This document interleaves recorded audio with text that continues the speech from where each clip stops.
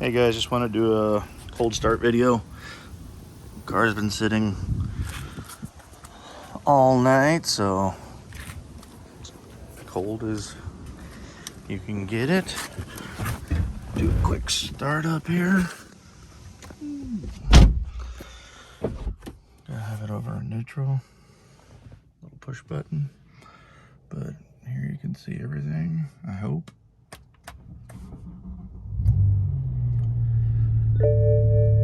Starts right up.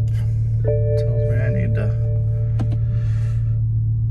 put my seatbelt on, but yeah, let me hop back out.